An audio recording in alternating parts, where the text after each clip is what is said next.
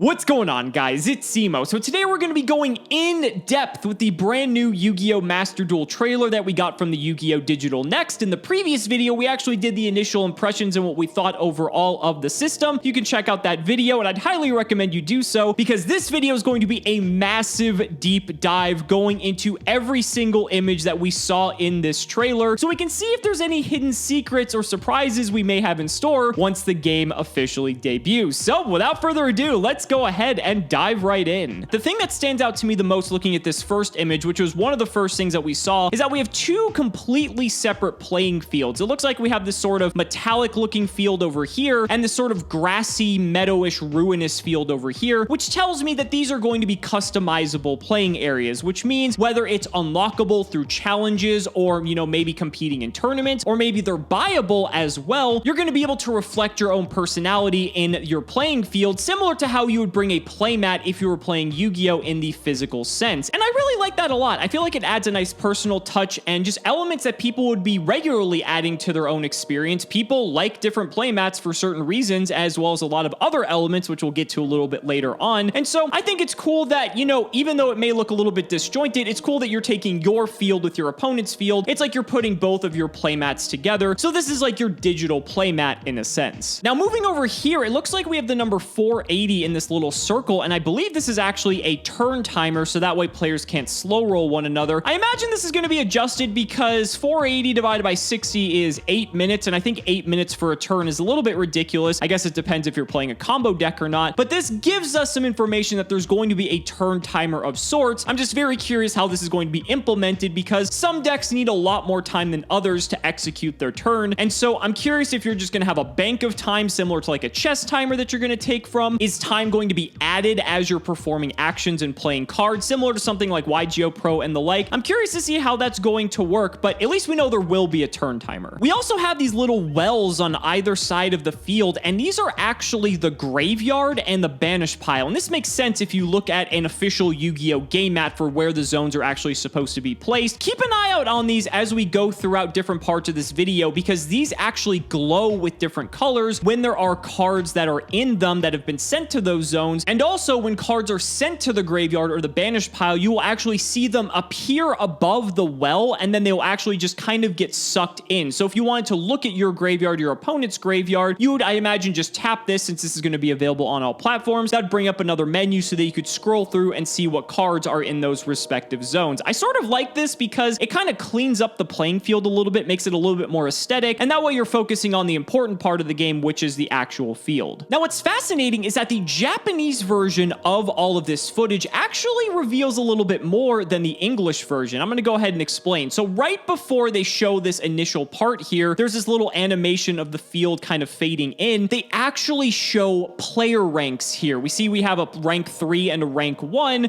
We see the names of both players. We don't see this in the English version, and so it's fascinating how they opted to show different parts of the game in different versions. Fast forwarding a little bit, you can actually see now that the cards have made their way to the field. We have the main decks, we have the extra decks, but as you can see, these cards are actually sleeved. The other ones aren't. This may be like the basic card back, but this shows that they are actually going to have different card backs. And what's also fascinating is that these card backs are actually card backs that the OCG does actually sell in real life. And as we go throughout the footage, keep your eye out on the different card backs here because you may identify some of these actual Japanese card backs in real life. And again, these may be able to be earned. They might be able to be purchased. I imagine it's going to be both. If you compete in like a large tier event, maybe they reward you with a card back. I think Duel Links might already do this, but I like that.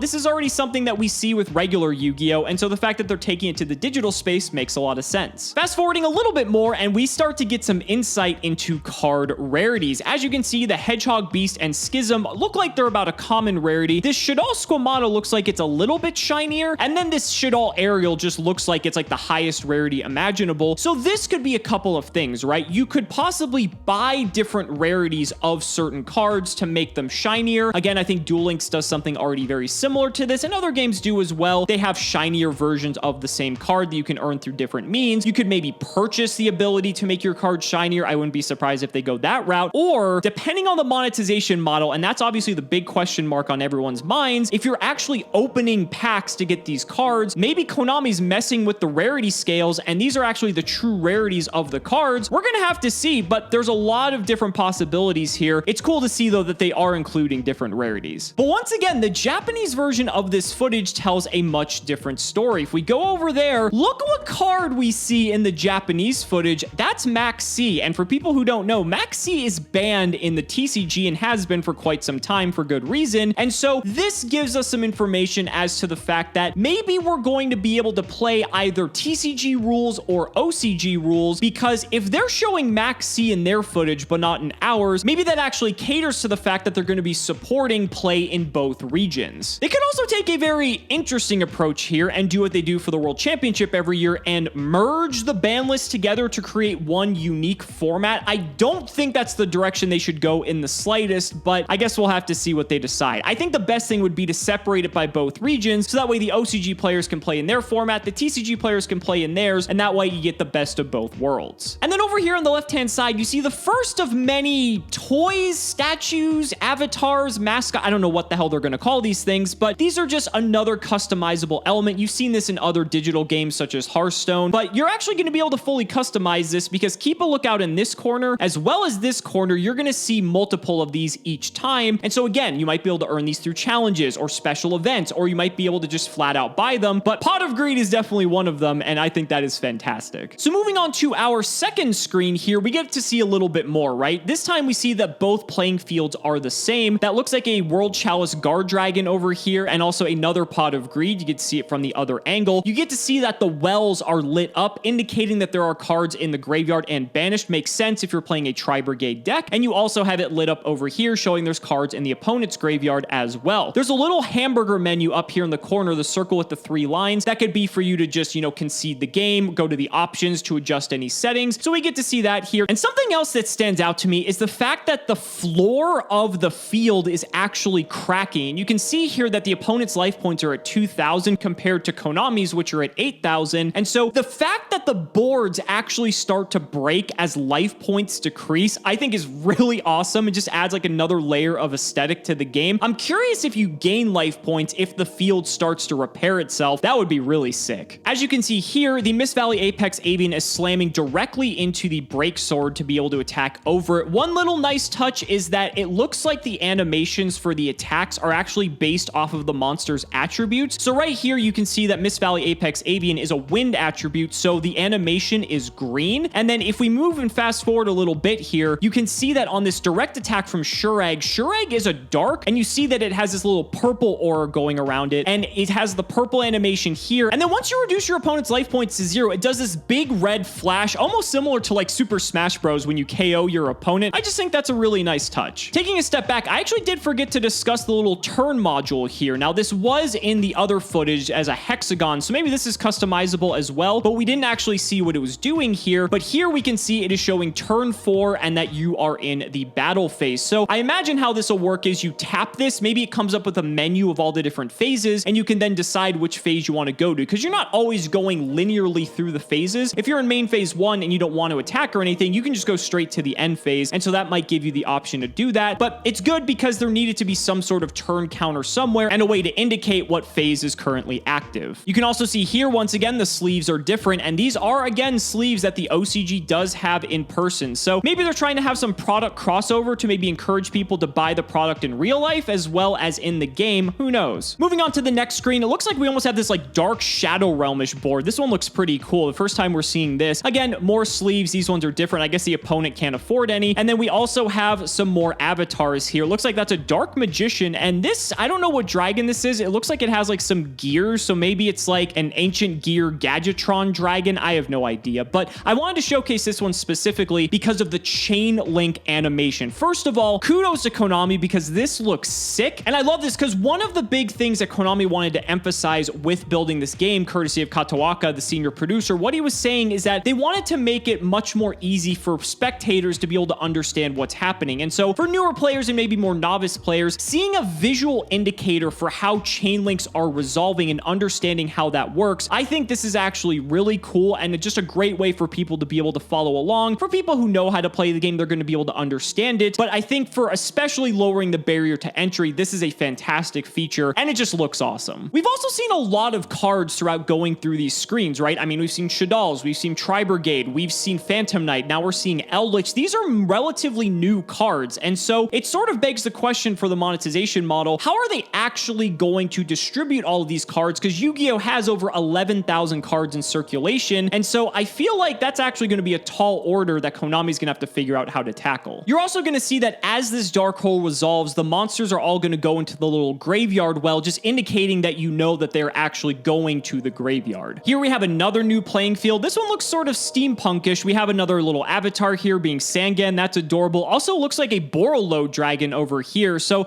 looks like there's quite a wide variety of these different avatars that are going to be available for people to get. And then once again, we have another playing field. This one sort of looks like a Mediterranean coastline, I guess. We got some more avatars. That's Cyber Dragon Infinity, it looks like. And I think that's like Ritual Raven. That's sort of adorable. And one thing I didn't notice before is that there's this little like blue wavy line, and this may be to indicate the player turn. So if it's your opponents, maybe this actually glows over here. Maybe it's red. I'm going to keep an eye on this as we go through the rest of these. One of the things I'm slightly concerned about is the balance between the animations and how it's affecting game time, because sometimes players conduct their turn and it takes them several minutes. And look at that synchro summon. Look at this pendulum summon. Look how long this is actually taking to happen. And when time is of the essence, especially like in a tournament setting, if Konami wants to go the route and make this a path to the World Championship, they have to find the right balance between gameplay and doing stuff for the spectators. So I think that might take some tweaking, but they definitely need to take that into account. This is going back to what I was saying before with the chain links. I love that it's showing exactly what's happening so that players are able to follow. We saw that if we go back here quickly, we saw that Champion's Vigilance was actually negating Royal Decree, and Royal Decree actually just fades to black and white here, indicating that it was in fact negated. That's not going to resolve, and then as we see, it doesn't do anything. It goes back to this screen. Infinite Impermanence will finish negating the Dark Law, and then the Mystical Space Typhoon finishes resolving, and then everything goes to the graveyard. I love how it's just so easy to follow, and even as a veteran Yu-Gi-Oh player, that's just very aesthetically pleasing to me. And then here, I just love how it looks like the challenger lost, and the field is just shattering, and I want to pause here quickly because we have a Ritual Raven again, but there is Elemental Hero Stratos. That is a fan favorite, so that was a good one on Konami's part to include him as one of the little figures that you can get. Just look at how the field is just completely destroyed. It just adds to the aesthetic and to the immersiveness of the game. I think that was a really nice touch. And then here we have what looks like to be like the inside of a volcano. This board is really cool, and we have some new figures. The Ritual Raven's back, of course, but this looks like some sort of Salamangreat monster. Maybe that's like Gazelle or Foxy. It's kind of hard to tell, but it is someone playing Salamangreat. Again, we do see the little blue part here indicating that it is that player's turn. Just overall, the aesthetics are really nice. And so guys, that's gonna wrap it up for this video. I really hope you appreciated this in-depth look at what little we've seen so far about Yu-Gi-Oh! Master Duel. I am so hyped for this. I'm gonna continue bringing you guys coverage as more information gets divulged. And if you stuck around to the end of the video, I actually saved one of the biggest pieces of information for last, and that is the fact that through a Famitsu article, we actually learned that this game will be free to play, but with the inclusion of microtransactions. Now, that doesn't tell us a lot because they can obviously go about it in multiple different ways. The free-to-play model could be very stingy, it could be very generous. We don't know, and we also don't know how they're going to execute on the actual microtransaction aspect, but it is Konami, and obviously they do want to make their money. So there's multiple different avenues that they could go here, and we may discuss that in a later video. You guys will just have to stay tuned to find out. There are still two big questions that remain unanswered. The first of which is, how exactly is the game going to be monetized? This is the biggest question on everyone's mind, because now that we know it's free to play with some microtransactions, we need to know exactly what that encompasses. And I think that can dispel some of the speculation of maybe being a subscription-based model, which would have been really cool, but there's still a lot of open-ended possibilities for how the microtransactions can be enacted, and so we'll just have to wait and see how that is. And to be honest, that could be make or break for a lot of people. And the second question is, how is this going to work between the TCG and the OCG? Because the fact that they use different footage for the different videos for different regions tells me that they're going to try to cater to both audiences. I really hope that that is the way that they go about it, and maybe TCG players can then play in the OCG tournaments and vice versa, just kind of bringing everyone together a little bit more to experience Yu-Gi-Oh! In a way they may never have had. I don't see any reason why not. Just let people experience it all. I don't necessarily think they should go about the World Championship ban list idea where we kind of all merge into one format, because the problem is the OCG is several sets ahead of us and has cards that we do not, so that won't exactly work too well unless we all of a sudden start getting product releases at the same time as well. So I think it makes the most sense to make it for both TCG and OCG. You can pick which region you want to play in, maybe experience those tournaments, experience experience that style of play, and that way